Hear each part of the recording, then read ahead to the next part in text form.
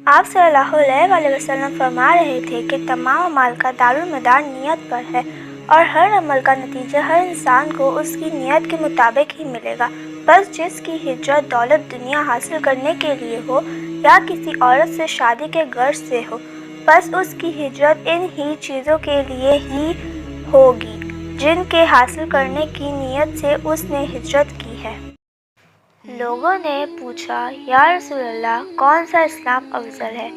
تو نبی کریم صلی اللہ علیہ وسلم نے فرمایا، وہ جس کے ماننے والے مسلمان کی زبان اور ہاتھ سے سارے مسلمان سلامتی میں رہیں۔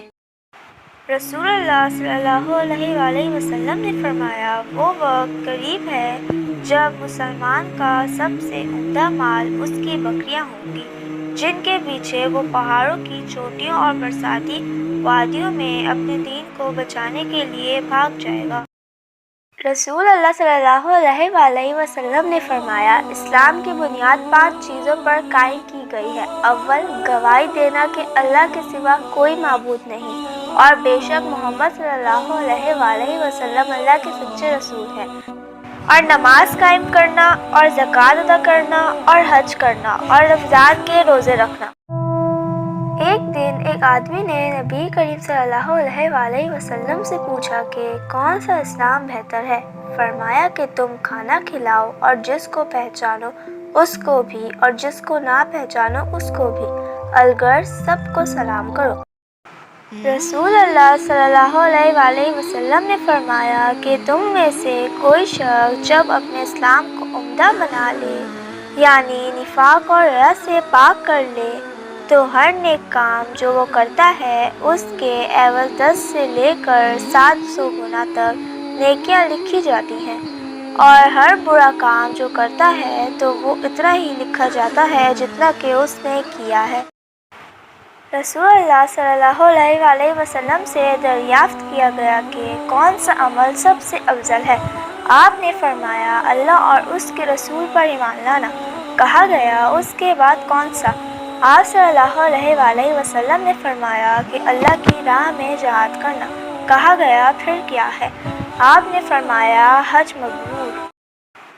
بے شک رسول اللہ صلی اللہ علیہ وسلم نے فرمایا، قسم ہے اس ذات کی جس کے ہاتھ میں میری جان ہے، تم میں سے کوئی بھی ایماندار نہ ہوگا جب تک میں اس کے والد و اولاد سے بھی زیادہ اس کا محبوب نہ بن جاؤں۔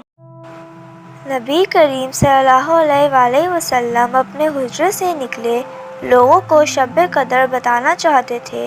وہ کون سی رات ہے؟ اتنے میں 2 مسلمان آپس میں لڑ پڑے۔ آپ نے فرمایا، میں تو اس لیے باہر نکلا تھا کہ تم کو شب قدر بتلاؤں، اور فلاں فلاں آدمی لڑ پڑے تو وہ میرے دل سے اٹھا لی گئی، اور شاید اس میں کچھ تمہاری بہتری ہو، تو اب ایسا کرو کہ شب قدر کو رمضان کی 27ویں، 29ویں اور 25ویں رات میں ڈھونڈا کرو۔ نبی کریم صلی اللہ علیہ وسلم نے فرمایا، عمل نیت ہی سے صحیح ہوتے ہیں، یا نیت ہی کے مطابق ان کا بدلہ ملتا ہے، اور ہر آدمی کو وہی ملے گا جو نیت کرے گا۔